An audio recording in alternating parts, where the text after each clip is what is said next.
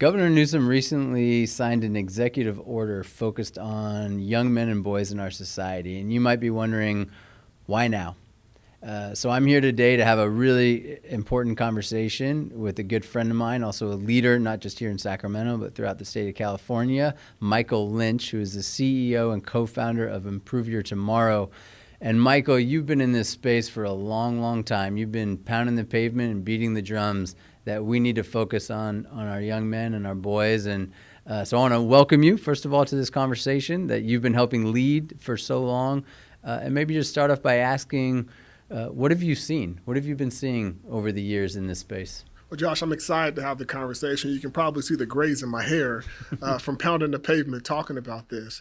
I think it's just multiple different folks. You know, from my time in the legislature, working as the senior staff on the Select Committee on Boys and Men of Color, to my work now, with young men, trying to make sure that they're ready for college and beyond. There's a few different things that have emerged, especially post-pandemic, emerged even more. One is like the social connectedness, not having friends or peer groups or that same sort of, I would even call it brotherhood that you have, or that you once had, maybe back in the day, as you can say. Two, I think it's the apathy. It's not being affected by anything. You're not having the same emotional draw that you would once have, from a young person. And I've seen that particular more post-COVID. And there's a disconnection between now and what the future regarding college, what career. But it really comes back between those two things of connectedness, apathy. And I would just point to the importance of the structure of the home, the father in the home, and in some communities, especially communities of color, you have an absence of it. An absence of the father being there and being present as they should. So therefore you see all those other issues, the academic issues, the mental health issues, the issues prone to violence, other issues rise through. Yeah. Tell me about Improve You Tomorrow. So you co-founded this incredible organization focused on serving young men of color. Yeah. Tell us about it. Yeah. I think for us, it's just really important. So I grew up in communities where there were tremendous talent, but not a lot of opportunity to be able to thrive. I grew up in a single-parent home, and my single-parent home was unique because I was led by a father, and a black father at that. So it was really rare, in my community. But because of sort of those, because I had a really good dad at home who was loving and supporting me. My dad was my football coach, my baseball coach, my basketball coach, tremendous individual. But I still had this community around me that was often very challenging to navigate. And because I played football in high school, I was recruited by football to go to college, and my sophomore year, when my friends were shot and killed. They're right on Stockton Boulevard in South Sac. So that was a call to action for Improving Tomorrow. It was me wanting to do something to be able to help to get young men who grew up very similar, like I did, a path to a better life. And that path to a better life, that path to economic mobility, that path to reduction within the incarceration system is it's college and beyond. So that's what IYT is focused on, and that's what we do. And today, Josh, we started April 6, 2013 with 17 young men at Valley High School in South Sac. And this year, we'll serve 6,300 young men at 110 schools across 6 states. And here in California alone, it's over 5,000. So we're excited to be on this journey. Amazing. Yeah, you should be, and super proud. Yeah. We one of the things that we've talked a lot about is over the years service. Yeah. And the power of service, and the governor in the executive order identifies service as a way to try to build some of that connection that you talked about, or lack of connection, and how we create a sense of purpose. So how do you build service into your model at IYT? Yeah. Josh, I show this pipeline. When I'm talking to funders and school districts, I show this pipeline of what IYT is trying to create. And it's been the same pipeline for almost 12 years. It's this college to career pipeline. It's recognized, college to community pipeline. It's been the same sort of, for us, so service has always been, how can we take 18 to 26-year-olds and place them back into their same communities to be able to serve? It is very intentional for us. So, we're fortunate enough to be in the AmeriCorps program. And service is at the ethos of what AmeriCorps is. And it just inherently matches our value system. We believe if we're going to solve the next generation problem, we have to have the young people, for us, the young men that are back into their community, serving as mentors, serving as tutors, serving as college advisors, serving as parent advocates because they're reaching out and like talking with the families. It's embedding service, but also it's embedding service even in middle school and high school. We have a junior mentorship program for our middle schools and high schools where these young men are leading like their peers within Improve Your Tomorrow. So it's building service at every element of the organization to help folks understand how important it is for them to come back and serve their community if you want to change it. Yeah, and what are you seeing when someone serves, when someone joins Improve Your Tomorrow? What is their path, and what have you seen as their trajectory? Yeah. Well, one, I see when you talk about service, like they raise their hand. There's not this shrieking of responsibility, but what I see like is impact. I'll see like one of our young men, like named Adam. Adam joined the program, Josh. It was first day of IYT. He would come in to study hall on Saturday. That's when we had it back in the day, and he would put his head down, not really want to do anything. Adam's stated goal was to fail every single class so he can move back right to where he was from, as in Bakersfield. So stated goal at 14, 15 years old, not really knowing the true implications of what happens when you fail every class and what life trajectories you have. Adam got engaged with us. I remember I asked him one time, I was like, Adam, man, you're clearly a smart kid. Like, why don't you become an honor roll student?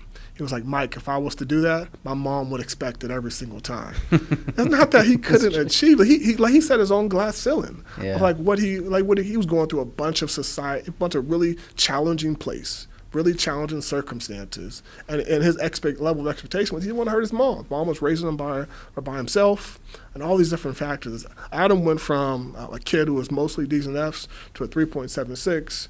Graduated from UC Merced in 2020, came back, cycle college to community, pipeline, came back to serve as a mentor and a AmeriCorps member with us his first year, became a program manager. This past year, moved to Minnesota to start IYT Minnesota, launched it successfully. Now he's back here in California, helping us to continue to strengthen. Same young man.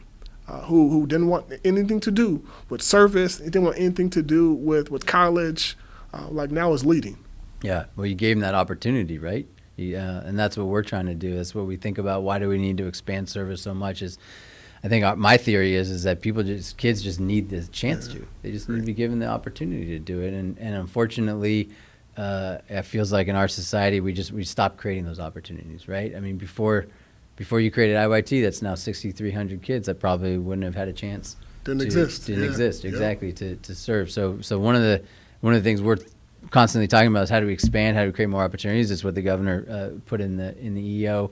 One of my theories about why we're seeing this crisis with young men and young boys is a sense that too many of them don't feel like they're needed or valued, and they're looking for it. And so when you look for it, then you start to search for it, and then you might find it from somewhere that's maybe not so healthy about where you're needed or welcome. But from your perspective, and because you work with so many young men and boys, what do you think they need to hear?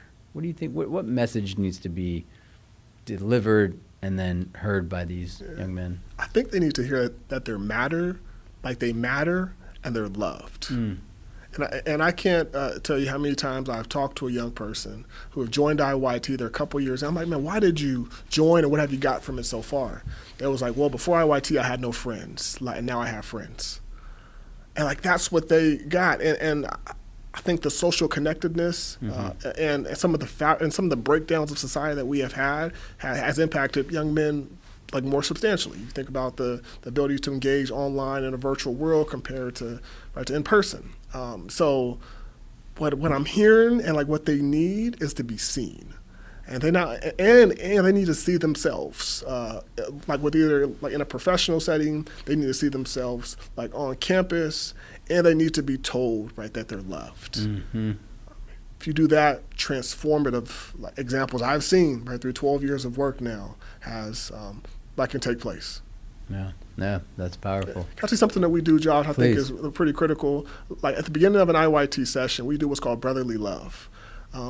Before we get into workshops and study halls, Right, we stop, we play some music, everybody has to go around and hug each other. And it is like one of the coolest things, like to see like a bunch of 14-year-old boys who before didn't want, like to hug a man means you put your hand in front first, right? You don't, it's required that you do a two-hand hug. And the joy, no man hug. You can't do a man hug. You can't do a man hug. The joy and excitement is amazing.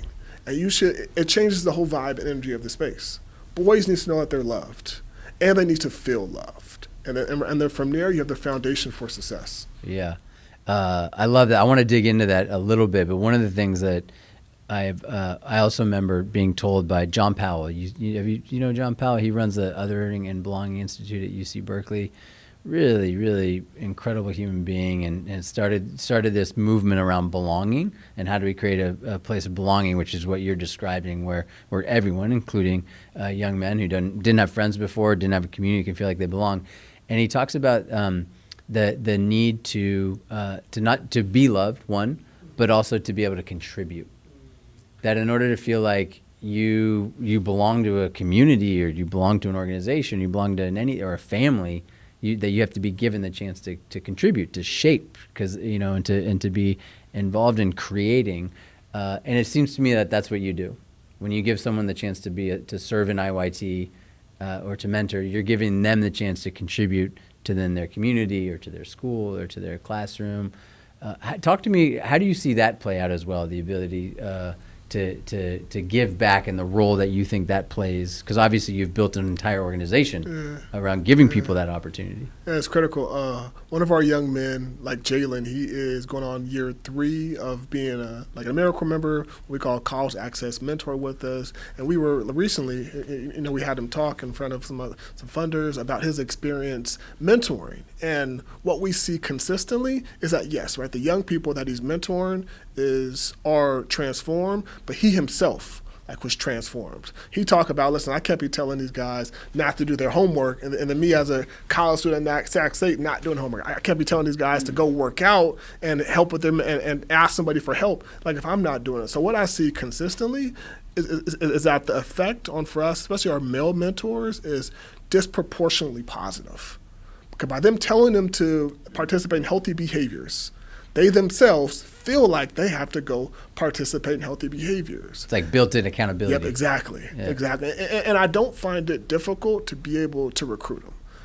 Because often, it's the message that you have to be able to go, but often you have to say, listen, if we're going to solve our problem, if we want our communities to be better, if we want our communities to thrive, we ourselves have to jump in and be able to do it. And with the right training and support, for us, we see our AmeriCorps members as our second client.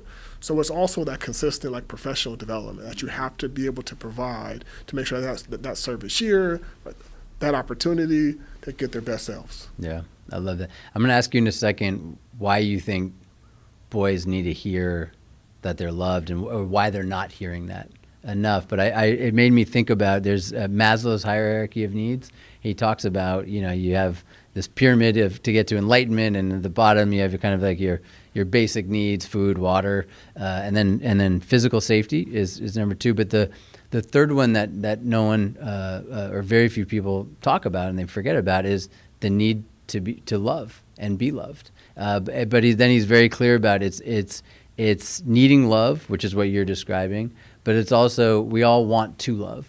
And when I heard you give the example of hugging, the act of hugging is giving love to somebody, which is actually something we all need. So I think it's beautiful that you build that in to your program. But why do you think that's so important now today for young men to hear that message? Yeah, I think they're facing different pressures. They're the messaging around masculinity and what that means. You have a lot of really negative influences right online that are really specifying what it means to be a man and the box of which that is. It can create some really really tough cycles within a young person.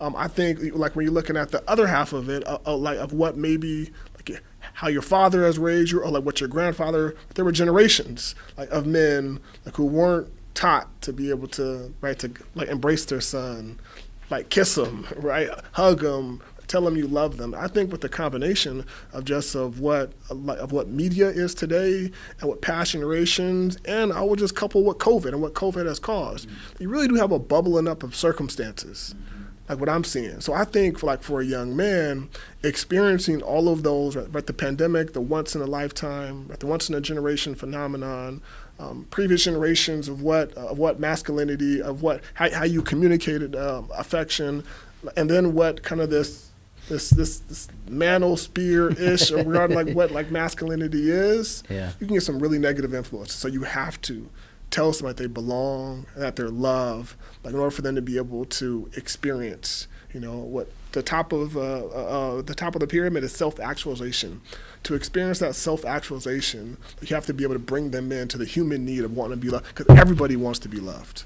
Absolutely. So if that's where we are, and we have this crisis, and we know from the data that suicide rates among men are up, and marital rates are down, college attendance is down, drug use is up. Sort of the data seems to be trending in the wrong way for so many young men and boys.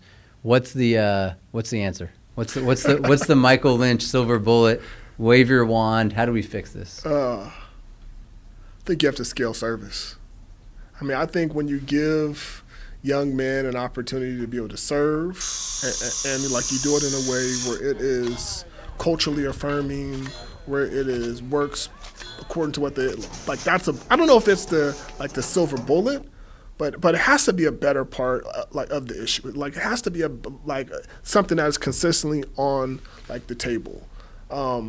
And it has to fit in, with a young man's sort of vision of what they kind of see, but you have to be able to shape that. So I think you have to be able to scale service, and that service has to be communicated in love back down to its client, right, the other young man. If you do those things well over the course of time, we didn't get into this problem in the past 5 years. It's going to take us a little while to be able to build out of it. If you do that through time and with intention and with the right leadership, then we can solve it. Absolutely. Scale service with love. There we go. I'm sold. I like that. You're looking for a way to be involved in your community, to belong, or you're a parent looking for a way to help your kid get engaged. What can they do? Yeah. They've got to plug in the local community. There are opportunities to be able to volunteer, to be able to serve. If you think about a Mentor California, a Big Brothers Big Sister, if you think about if you go to California Volunteers website to be able to sign up for service, you got to be able to serve. Or for me, if you think about what impact means for young men and boys, it's IYT. I believe IYT is one of those components that should be on the table. It's not the panacea. It won't solve all of it, but it's an important part and a strategy to a community in helping to bring healing and love, for boys and men. And how do you sign up for IYT, or how do you sign your son up for IYT? ImproveYourTomorrow.org. Let me say it again, Josh. ImproveYourTomorrow.org. We might even put that on the screen.